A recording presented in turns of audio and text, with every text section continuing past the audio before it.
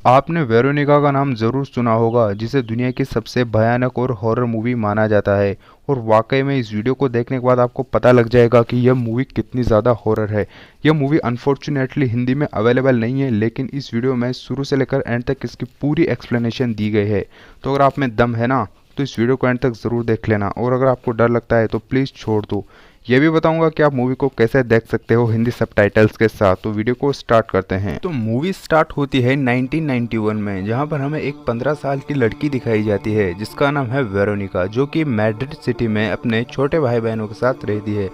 Veronica के father की death अभी हाल ही में हुई थी और उसकी मदर दिन रात बार में काम करती है। इसी वजह से वेरोनिका को उसके छोटे भाई बहनों का ख्याल अच्छी तरह से रखना पड़ता है। 12 जून 1991 को वेरोनिका अपने छोटे भाई बहनों के साथ स्कूल जा रही थी और आज सूर्य ग्रहण लगना था और टीचर के द्वारा सभी को सोलर इक्लिप्स दिखाया जाने वाला था।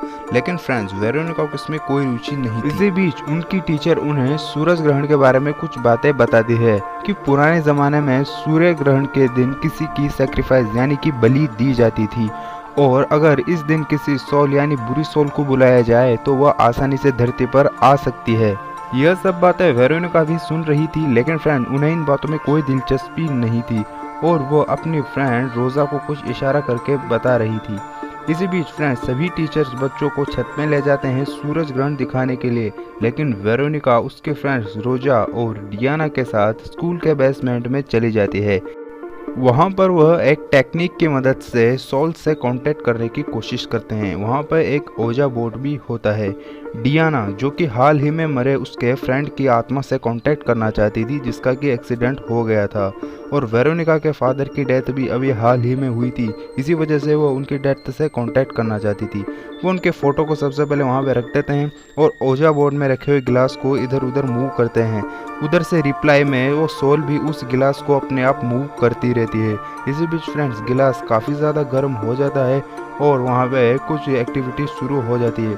तभी डियाना और रोज़ा अपना हाथ हटा लेती है, लेकिन फ्रेंड वेरोनिका चुपचाप उस गिलास को पकड़े रहती है और जैसे सूर्य ग्रहण लगता है गिलास फट जाता है, और फ्रेंड्स गिलास फटने की वजह से वेरोनिका के हाथ से खून निकलता है और ओजा बोर्ड पे गिर जाता है।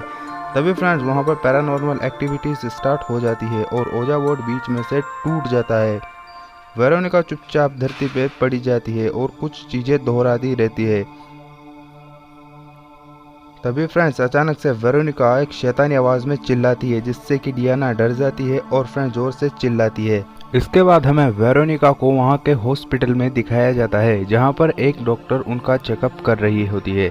फ्रेंड्स, जब वेरोनिका स्कूल से घर जा रही होती है तब वहाँ पर एक नन यानी कि जिसको सिस्टर डेथ बुलाया जाता था, जो कि अंधी थी, वेरोनिका को घूर रही थी। यहाँ पर सवाल यह है कि वो अंधी होने के बावजूद उसे कैसे घूर सकती है, और जब तक वेरोनिका घर पहुंचती है उसके साथ कुछ ना कुछ एक्टिविटीज होती रहती है। जब वेरोनिका खाना खाती है तब वो फ्रीज हो जाती है, और यही नहीं, उसे अपने शरीर में कुछ पंजों के निशान भी दिखाई देते हैं। इसके बाद फ्रेंड्स, वेरोनिका जब अपने भाई एंटोनियो को नहला रही होती है तभी उसे अपने रूम से कुछ आवाज़ें आती है, और जब वो वहाँ पर जाके देखती है तो दरवाज़ा अपने आप लॉक हो जाता है। उधर एंटोनियो के चिल्लाने की आवाज़ आती है, जो कि नहा रहा था। जैसे तैसे करके वेरोनिका दरवाज़ा खोलती है और वहाँ जाके देखती है तो पानी को जाने किसने गर्म कर दिया था, यानी गर्म वाटर का जो बटन होता है उसको चालू कर दिया था, जिससे एंटोनियो बुरी तरह से जल गया था। अब वेरोनिका उसको कुछ मलहम लगाती रहती है। इसके बाद फ्रेंड्स, जब रात को वेरोनिका सोती है तब एक खतरनाक सपना देखती है, जिसपे वो अपने पिताजी को उसकी तरफ आता हुआ देखती है। यह सीन सबसे खतरनाक सीन माना जा सकता है इस मूवी का। वहाँ पर बहुत सारे भूतों के हाथ निकल जाते हैं और वेरोनिका के पिताजी भी एक खतरनाक शैतान का रूप ले लेते हैं। तभी अचानक से वेरोनिका जाग जाती है। अगले दिन जब वेरोनिका स्कूल जाती है तब उसकी फ्रेंड रोजा उसे काफ़ी इग्नोर करती है और वेरोनिका फिर से बेसमेंट में चली जाती है, जहाँ पर उसे सिस्टर डेथ यानी कि वही बूढ़ी औरत जो उसे घूर रही थी मिलती है, और वो उसे बताती है कि तुमने जो कुछ भी किया था उसकी वजह से तुम्हारे पिताजी की आत्मा तो इस दुनिया में नहीं आई, बल्कि उनकी जगह पर एक बहुत ही भयानक शैतान आ गया है, और वो हमेशा तुम्हारे साथ रहता है और तुम्हें नुकसान पहुंचाता है, और अभी भी वो तुम्हारे पास ही है।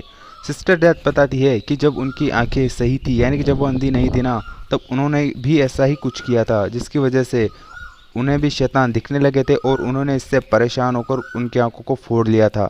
लेकिन फिर वो बताती है कि शैतानों को देखने के लिए आंखों की ज़रूरत नहीं पड़ती है, उन्हें महसूस किया जा सकता है और अब तुम्हें ही अपने भाई बहनों की रक्षा स्वयं करनी पड़ेगी।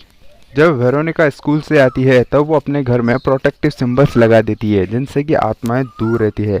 लेकिन फ्रेंड्स, इन सब का उस शैतान पर कोई असर नहीं पड़ता और वो आता है और उन सभी सिंबल्स को जला देता है। इसी बीच वेरोनिका काफ़ी डर जाती है और उसकी छोटी बहन लूसिया का गला वो शैतान जाके दबाने लगता है। वेरोनिका अचानक से उसके पास जाती है और जब लूसिया जागती है तब वो बताती है कि वेरोनिका ने ही उसका गला दबाया था। फिर वेरोनिका उसे समझाती है कि उसके घर में कोई शैतान घुस आया है और वो उन सभी को नुकसान पहुंचा रहा है और मैं तुम्हें उनसे बचा रही हूँ। उसी रात वेरोनिका को एक सपना आता है जिसमें उसकी बहन लूसिया उसे काट काट कर खा रही होती है और उसका छोटा भाई एंटोनिटो भी उसका गला दबा रहा है और वहीं पर उसी की मम्मी भी उसे डांट रही होती है। जब वेरोनिका अचानक से जागती है तब उसे अपने बिस्तर में खून दिखाई देता है और जब वो मैट्रेस को उठा के देखती है तब उसके नीचे बहुत बड़ा काला सा धब्बा दिखाई देता है जो कि शैतान का था। इन धब्बों को देखकर ऐसा लगता है जैसे कि ये जला हुआ था और वेरोनिका अपने सारे घर के मैट्रेस को चेक करती है, वो सब भी इसी तरह से जले हुए थे। फिर एंटोनिटो वेरोनिका को बताता है कि उस रात उसके पापा उनके पास आए थे और वो उनसे बोल रहे थे कि वो भी उन्हें अपने साथ ले जाएंगे। तब वेरोनिका एंटोनिटो को बताती है कि तुम्हें किसी की बात नहीं सुननी है और जब भी ऐसा दोबारा हो तब तुम अपनी आंखों और अपने कान को बंद करके मुझे बुलाओगे और मैं तुरंत तुम्हारे पास आ जाऊंगी। इसके बाद वेरोनिका फिर से सिस्टर डेथ को मिलने जाती है और इन सभी आत्माओं को दोबारा भेजने का कोई तरीका पूछती है। तब सिस्टर डेथ उन्हें बताती है कि तुमने वह रिचुअल अधूरा छोड़ दिया था और अब तुम्हें उन्हें वापस से पूरा करके उन्हें यानी कि आत्माओं को इस दुनिया से भगाना पड़ेगा। इसके बाद फ्रेंड्स, वेरोनिका अपने फ्रेंड्स रोज़ा के पास जाती है और उससे बताती है कि हमें वह प्रक्रिया फिर से करनी पड़ेगी ताकि हम उन आत्माओं को उनकी दुनिया में वापस भेज सकें। लेकिन फ्रेंड्स, रोज़ा उसे भगा देती है और कोई मदद नहीं करती है। इसके बाद वेरोनिका डिसाइड करती है कि वो उसकी बहनों के साथ मिलकर इस परफॉर्मेंस को दोहराएगी। इसके बाद वेरोनिका अपने घर में उस ओजा बोर्ड को दोबारा से जोड़ती है और अपनी बहनों के साथ एक्सोर्सिज्म स्टार्ट करती है और एंटोनिटो को बोलती है कि घर में प्रोटेक्टिव सिंबल्स बना दे, परंतु वो गलत बना देता है, यानी उन सिंबल्स को वो बुरे बना देता है। जब प्रोसेस स्टार्ट होती है तब वेरोनिका शैतान को दुनिया से चले जाने को बोलती है लेकिन शैतान मना कर देता है और वो अपने असली रूप में आ जाता है और वेरोनिका तुरंत से भागकर पुलिस को कॉल करती है।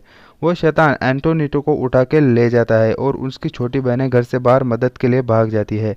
जब वेरोनिका नीचे आके देखती है तब उसे पता चलता है कि एंटोनिटो उनके साथ नहीं है और वो उसे बचाने के लिए दोबारा से ऊपर जाती है। जब वेरोनिका ऊपर जाके देखती है तब एंटोनिटो उसके रूम में बंद था और वो वही करता है जो वेरोनिका ने उसे करने को कहा था।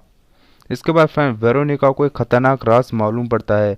उसे यह पता चलता है कि जो कुछ भी उनके साथ हुआ था वो सब उसी की वजह से हुआ था, यानी कि वो शैतान वेरोनिका के अंदर ही है।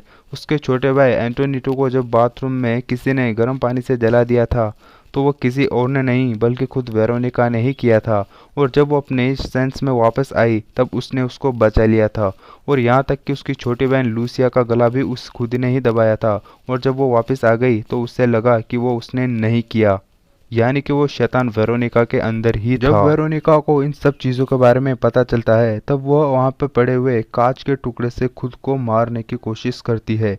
कांच में उसे अपने साथ साथ एक डीमन भी दिखाई देता है, परंतु वो डीमन उसे ऐसा करने से रोकता है और उसे हवा में लटकाकर खुद ही मारने लगता है। हैरानी की बात यह है कि यह सब नज़ारा वहाँ की पुलिस ने भी देखा था, जिसमें वेरोनिका का शरीर हवा में लटका हुआ था और वो तड़प रही थी। अचानक से वेरोनिका नीचे गिर जाती है और बेहोश हो जाती है।